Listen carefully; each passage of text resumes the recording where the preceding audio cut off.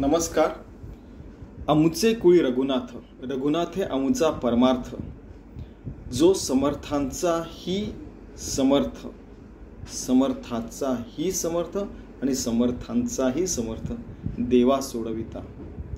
36वी दासबोध नित्यपाठातली ओवी ही 6व्या दशकातील 7व्या अध्यायातील 7व्या समासातील 21वी ओवी आहे.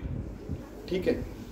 आमचे कुळी रघुनाथ म्हणजे आमच्या कुळाचं कुलदैवत जे आहे ते रघुनाथ म्हणजे प्रभू रामचंद्र आहेत आणि त्यांच्यावर आमचा परमार्थ आधारित आहे.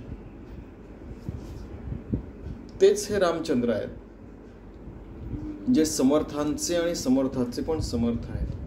म्हणजे असे समजा हजारो राज्य असतात, त्यांचा एक चक्रवर्ती सम्राट असतो. ठीक आहे की तो स्वानंद साम्राज्याचा चक्रवर्ती सम्राट समजा, असे ते प्रभू रामचंद्र आहेत. आणि त्यांनी देवांना पण सोडवलं आहे, मोठ्या मोठ्या देवांना. जसं रावणाने आपल्या इथे बंदिवासात ठेवलं होतं नवग्रहांपासून, ती गोष्ट तुम्हाला माहीत असेल.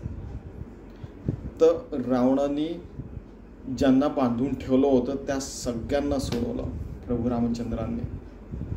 की ज्या देवांची आराधना इतर लोक करतात त्या देवांना पण रावणाने बांधून ठेवलं होतं, त्यांना पण रामाने सोडवलं. असा जो स्वानंद साम्राज्याचा जो चक्रवर्ती सम्राट आहे तो आमचा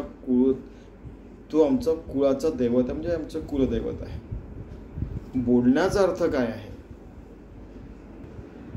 की प्रत्येकालाच आपले आईबाबा, आपलं दैवत मोठं वाटतं, आपले सद्गुरू मोठे वाटतात आणि वाटायलाही पाहिजे, कारण की त्यांचे तेवढे आपल्यावर उपकार असतात.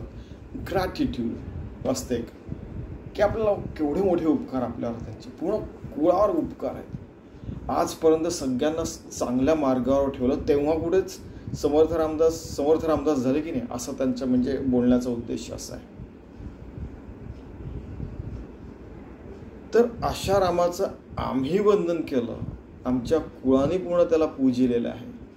तुम्ही पण त्यांची पूजा करावी, त्या रामाशी एकरूप व्हावं, सतत रामनाम घ्यावं, सतत त्याच्याशी एकरूप व्हावं, सतत त्याचंच कार्य करायचं. प्रत्येक आपला हृदयाचे ठोके, पल्स बीट, श्वास, म्हणजे अशी पापण्यांची उघडझाप, विचारांपासून सगळंच्या सगळं भगवंताला, त्या रामाला तुम्ही समर्पित करा. मी निश्चित सांगतो प्रभू रामचंद्र तुमचंही रक्षण करेल, असं ते एक आश्वासन देतात की तुम्ही सगळ्यात पॉवरफुल शक्ती जरी म्हणाल तर तिच्यापेक्षा पॉवरफुल शक्ती प्रभू रामचंद्र आहे.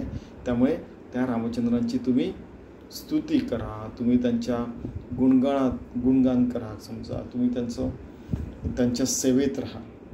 आणि त्यांनी स्वतःला रामदास म्हणून म्हटलेलं आहे.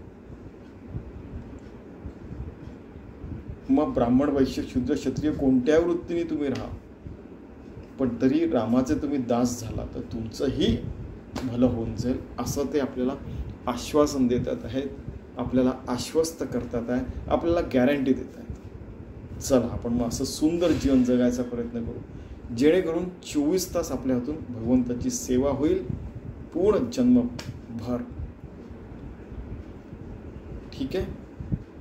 धन्यवाद.